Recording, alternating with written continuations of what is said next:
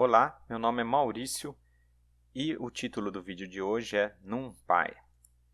O que é NumPy? NumPy é uma biblioteca de código livre para trabalhar com funções matemáticas, vetores, matrizes e é bastante utilizado em aprendizado de máquina.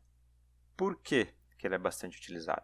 Porque o NumPy ele utiliza menos memória que a lista do Python. A gente pode utilizar a lista do Python, né, como vetor, entendeu? Mas o NumPy ele é mais eficiente, as suas leituras são mais rápidas, porque a lista do Python utiliza um grupo de ponteiros para objetos Python. Tá? Além disso, o NumPy apresenta operações de broadcasting, que são operações entre vetores de diferentes tamanhos, que não dá para fazer no Python, eu vou mostrar o que é isso. Muitas operações no TensorFlow são parecidas com as do NumPy. E isso é interessante para a gente que quer depois mexer no TensorFlow.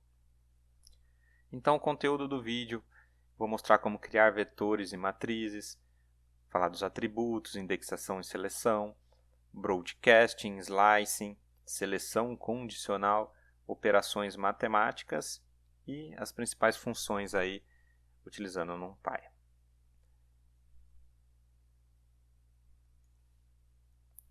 Então, pessoal, eu vou trabalhar no Colab do Google, tá? Mas no primeiro vídeo eu ensinei como instalar no próprio computador, não trabalhar online, né? Trabalhar no próprio computador e utilizando o Jupyter Notebook, que é bem parecido com o que vocês estão vendo aqui do Colab, tá? Então, só para lembrar, aqui no Colab a gente tem a opção de ligar a GPU, né? Que não precisa, quando for precisar eu aviso, tá? E aqui a gente tem as opções de, por exemplo, adicionar linhas de código ou linhas de texto, né? Células, né? A gente trabalha com células. Aqui tem um lixinho, a gente pode apagar, tá?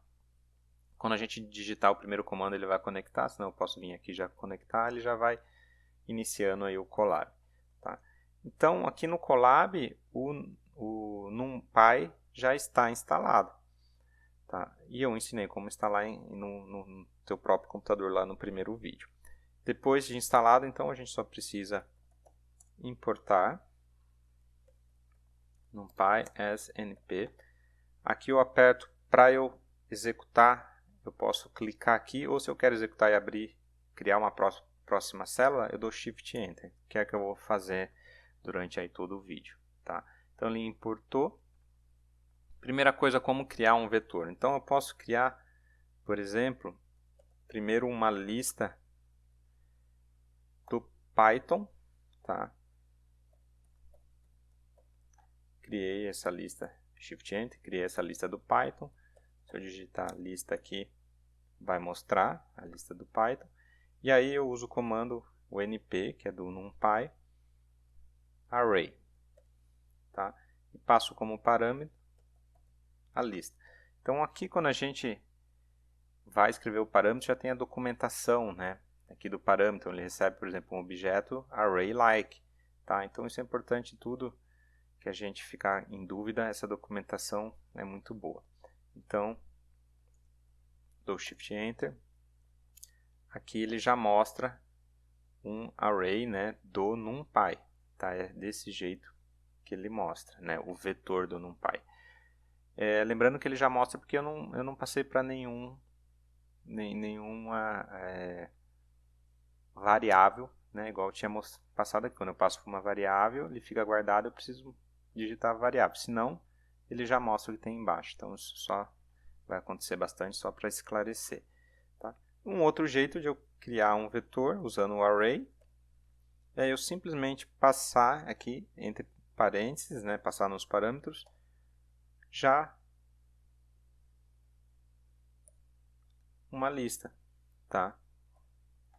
Então, não preciso lá criar uma lista com a variável, já crio assim, usando o array, tá? Já criou um vetor NumPy.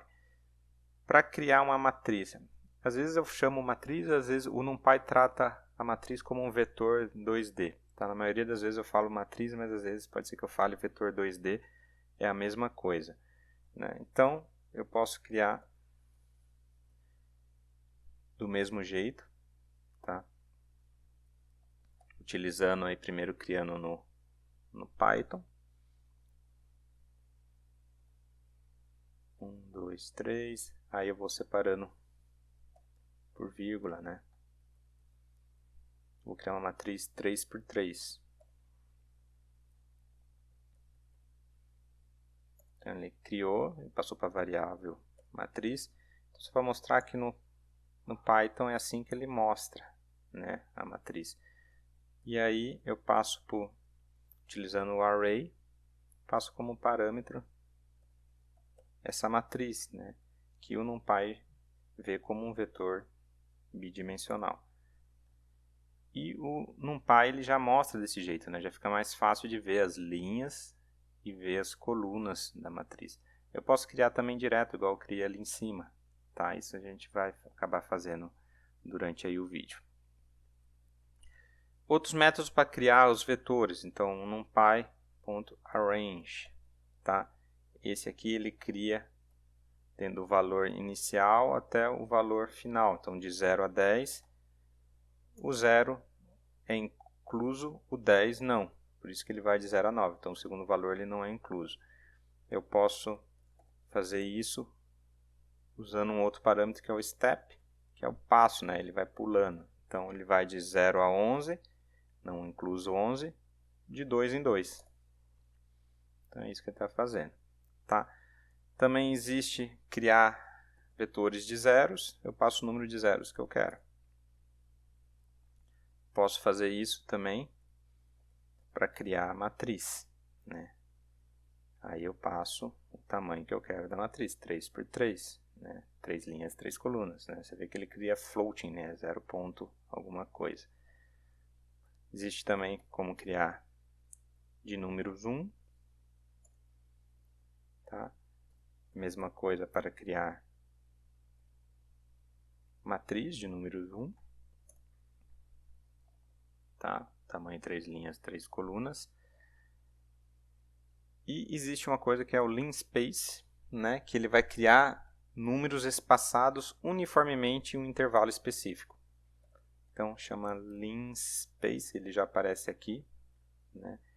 E aí os parâmetros, eu quero que crie números de 0 até 10, com intervalos iguais, né? E a quantidade de números que eu quero nesse intervalo. Então 3, por exemplo. Ele me deu 3 números. No caso do linspace, o segundo intervalo aqui, o 10, ele é incluso. Tá vendo? Tá, então ele vai de 0 a 10, eu escolhi 3 números. Aí ele pegou, como é igualmente espaçado, o 0, o 5 e o 10. Tá? Só um outro exemplo, como ele trabalha com números quebrados. Então eu quero de 0 a 5, 21 números. Ele vai indo de 0,25 em 0,25, até chegar no 5. Ok? Posso criar também matriz identidade, que é a função I. E aí eu passo um valor só, porque por definição a matriz identidade tem o mesmo número de linhas e colunas. No caso aqui eu escolhi 5, né? 5 linhas, 5 colunas.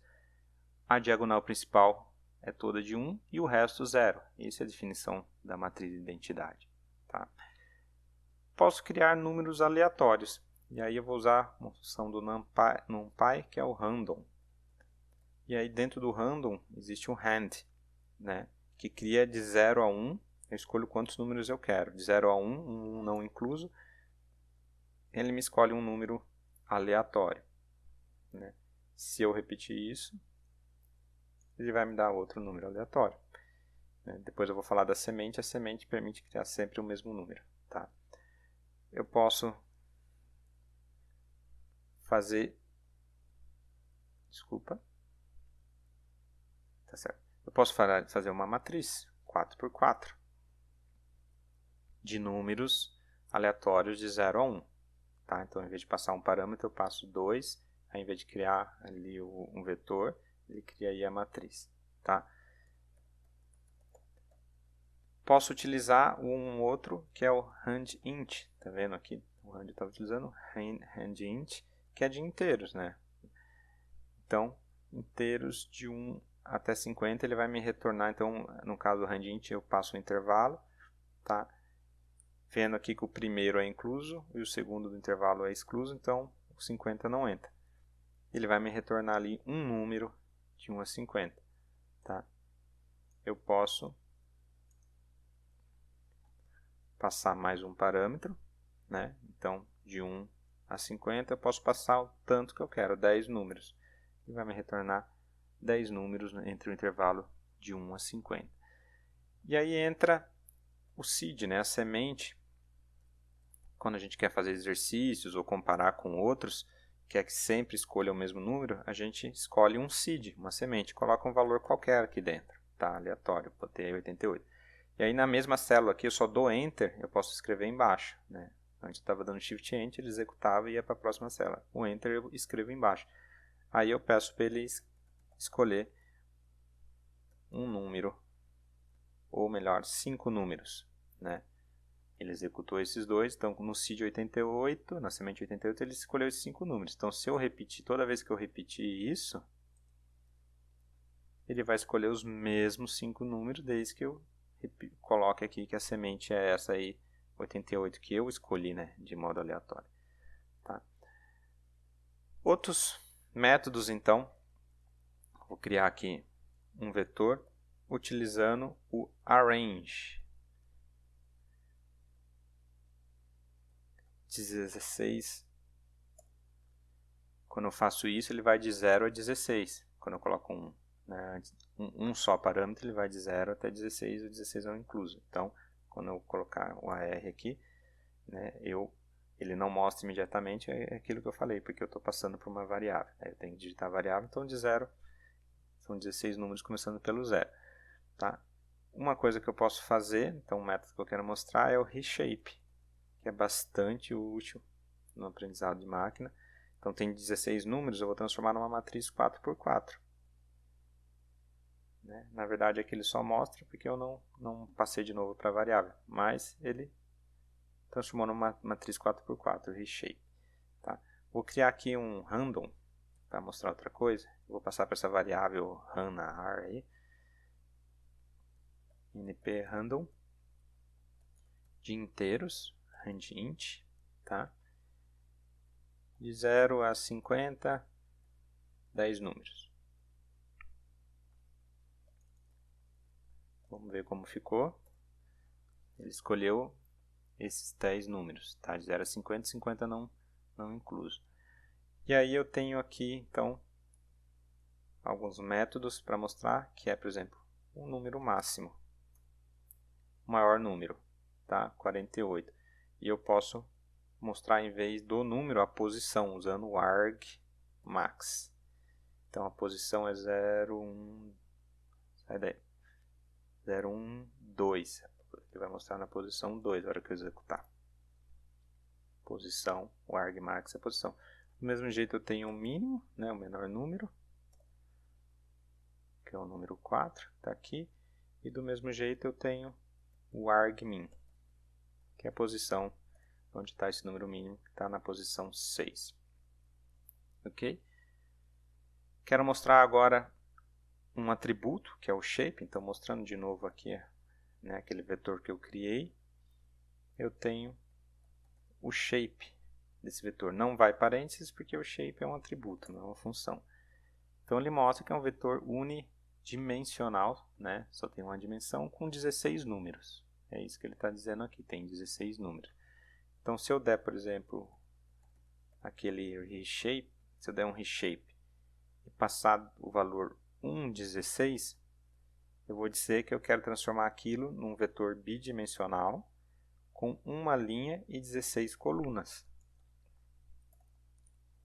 Ele acaba mostrando bem parecido, a gente só sabe que é bidimensional porque a gente vê dois colchetes aqui, tá? Ele tem uma linha só, 16 colunas, certo?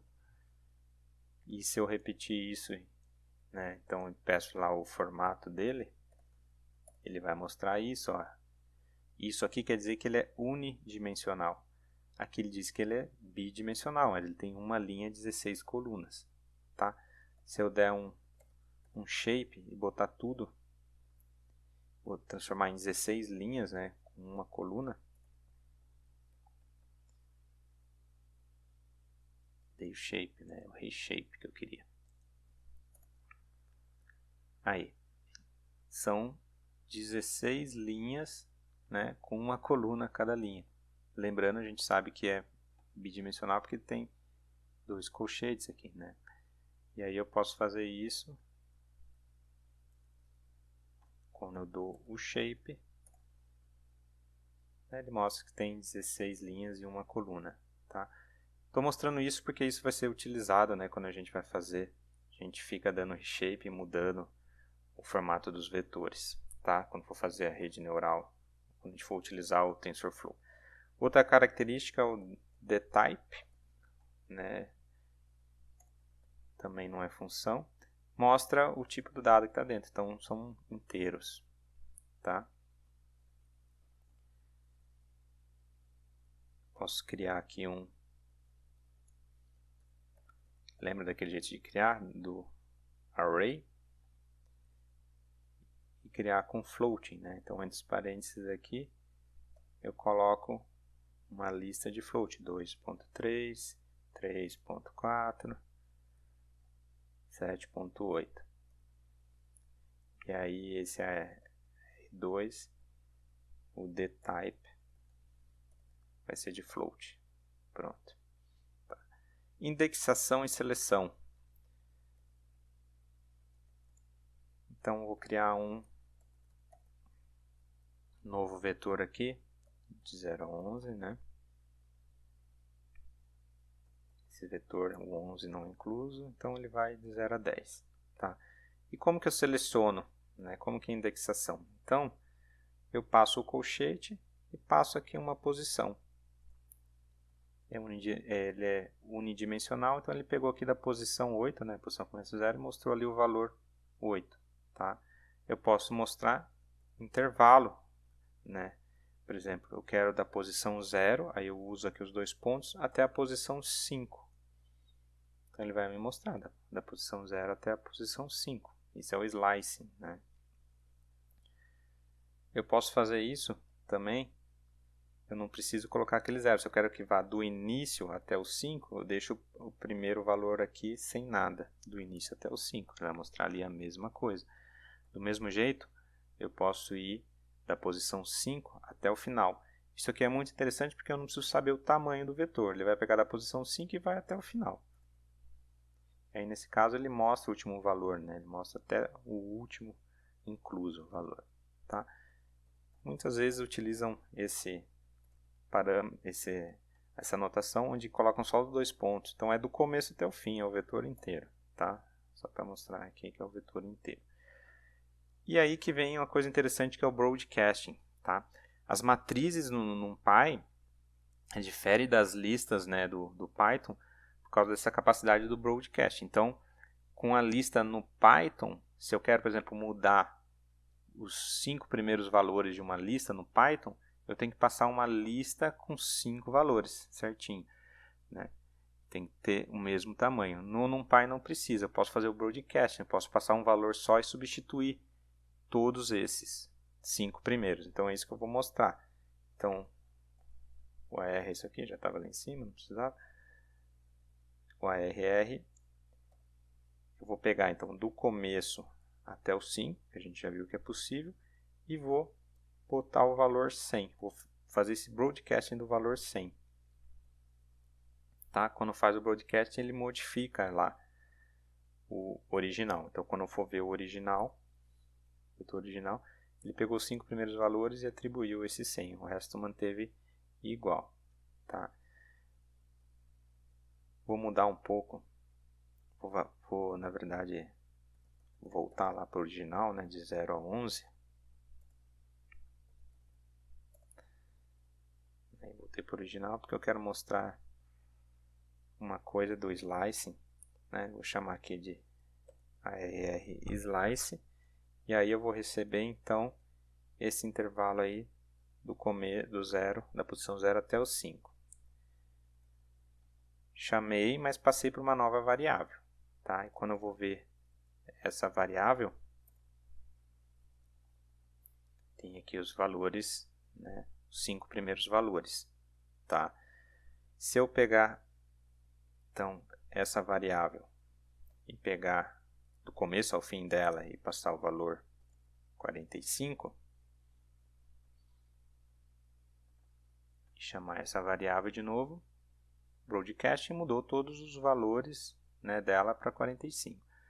O que acontece é que quando eu faço isso daqui, de pegar ali um vetor, né, um trecho do vetor, passar para uma variável, aí pegar essa variável e mudar os valores, ele muda lá no original.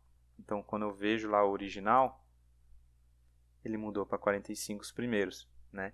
Então, ele acaba apontando, né, para aquele vetor. Então, isso aqui tem que tomar cuidado, né? Se eu quero fazer uma cópia e trabalhar com uma cópia, né, eu posso pegar uma variável, chamar assim, e aí eu pego a ARR e utilizo esse método copy, tá? Aí ele criou uma cópia, que você pode mexer à vontade nesse daqui, que não vai interferir lá no original. Como estava desse jeito, né? Eu tinha modificado, ele criou essa cópia. Tá? Agora eu vou mostrar a indexação slicing em matriz. Tá? Então vou criar uma aqui.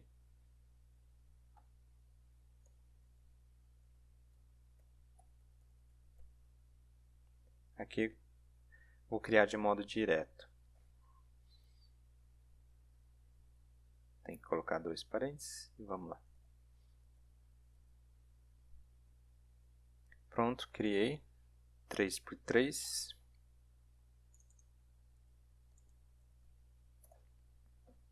Tá aqui minha matriz 3×3. Tá?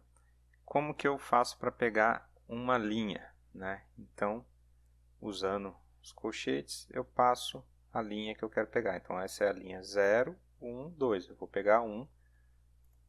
Quando eu passo, então, só um valor dentro do colchete, significa linha, tá? Então, eu peguei a linha na posição 1.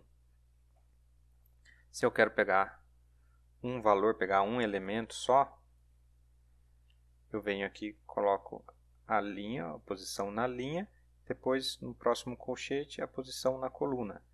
Então, essa é a linha 1 e essa é a coluna 1. Vai pegar o valor 10, que é aquele que está ali no meio. Tá? Um outro jeito de fazer isso, que é o que eu mais faço, é no mesmo colchete. Você põe os dois e divide com a vírgula. Vai devolver o mesmo valor de 10. Tá? O slicing, então, eu posso fazer separando desse mesmo jeito com a vírgula. Na linha, eu quero pegar... Deixa eu primeiro fazer o seguinte. Vou pôr aqui na tela de novo a matriz. Então, eu vou pegar do começo até o 2. Tá? 2 não é incluso. Então, eu vou escolher na linha 0 e 1. Tá? Do começo até a posição 2 que não é incluso. Então, 0 e 1. Isso em linha. Agora, em coluna, eu vou pegar da coluna 1, que é essa aqui, e vou até o final, né? Então, vai pegar a coluna 1 e 2. No fim, ele vai selecionar aqui esse quadradinho. É isso que ele fez, selecionou esse quadradinho. Tem que ir praticando aí para entender como o slicing funciona desse jeito, né? Mas fazendo, na hora que a gente faz algumas vezes, fica bem simples. Tá?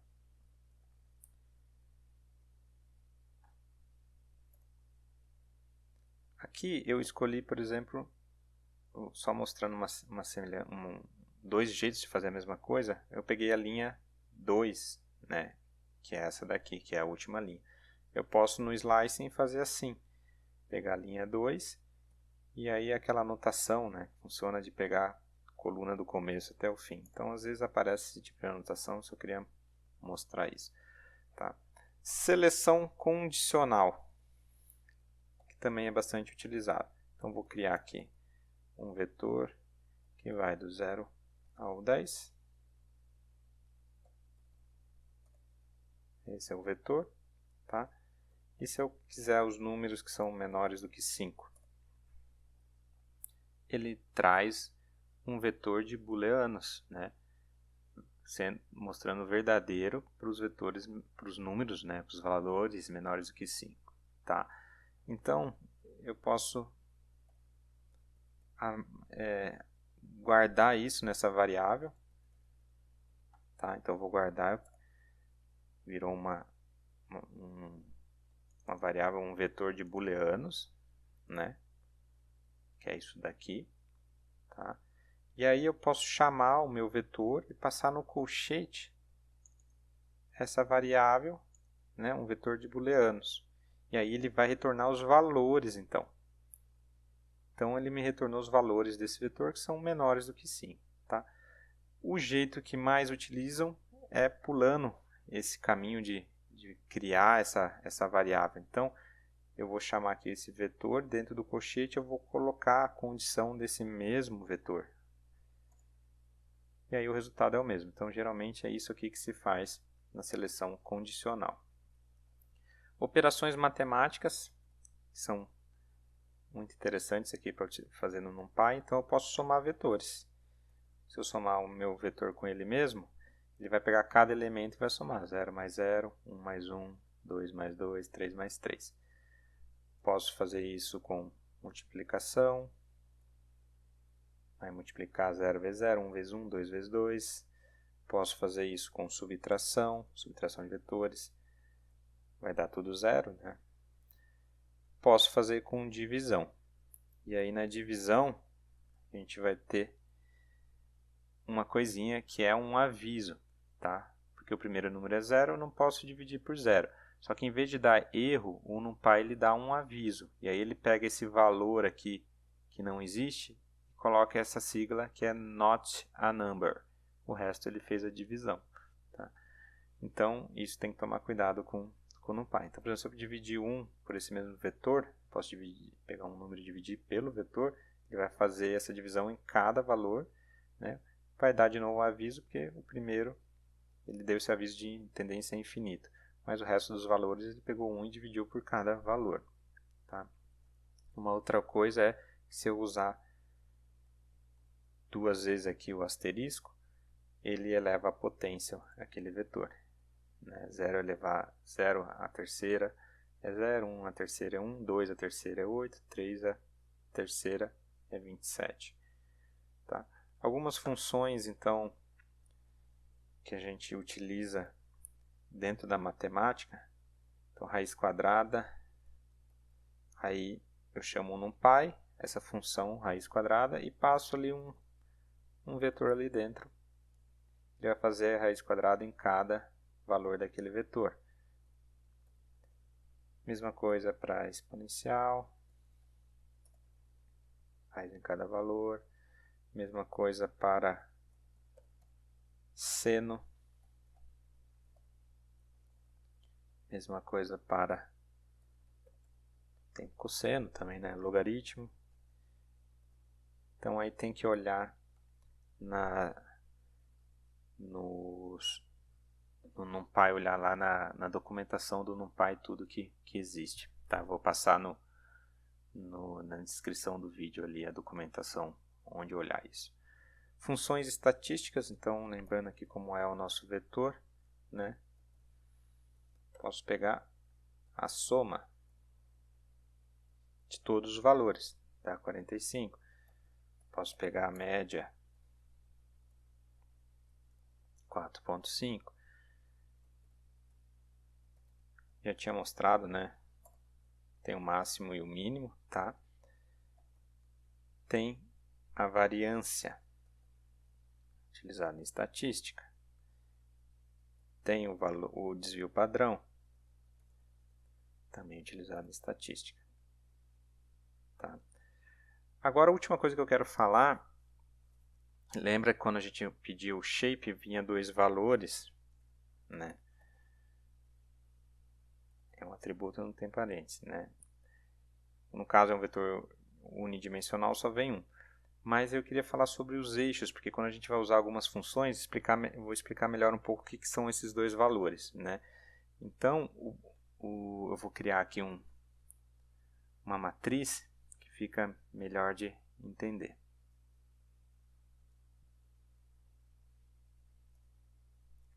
Criei aqui a minha matriz.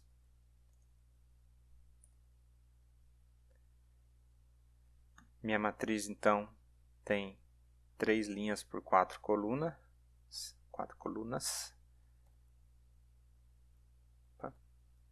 quando a gente dá o shape, né, dá esse valor. O que significa esse valor? Tá? Na verdade, esse primeiro valor é o eixo 0, que é o eixo vertical, contém as linhas. Esse valor é o eixo horizontal, tá? É o eixo 1, horizontal, contém as colunas. Tá? Então imagina que aqui nós temos um eixo vertical, né? Se a gente tivesse aqui um gráfico, o eixo vertical contém as linhas, o eixo horizontal contém as colunas. Essa na verdade é um pouco a parte mais difícil de se entender, de se pensar, porque é mais fácil imaginar, aqui é a linha, aqui é a coluna. Mas quando, vou mostrar por que eu estou explicando isso, quando eu for utilizar, por exemplo, a função lá da soma, eu posso passar o eixo, é um dos atributos possíveis, né? Axis, eixo 0. O que ele vai fazer? Vamos ver. O que são esses valores, tá? Então, como eu expliquei, o primeiro, o eixo 0 é o eixo vertical, ele vai fazer essa soma na vertical. Então, 1 mais 5 mais 9 dá 15. 2 mais 6 mais 8 dá 18. E ele faz isso, né, em cada aí, coluna. Ok? Se eu fizer, então, essa soma no eixo 1, é o eixo horizontal. Então, no eixo horizontal, eu vou fazer a soma 1 mais 2 mais 3 mais 4 dá 10. 5 mais 6 mais 7 mais 8 dá 26.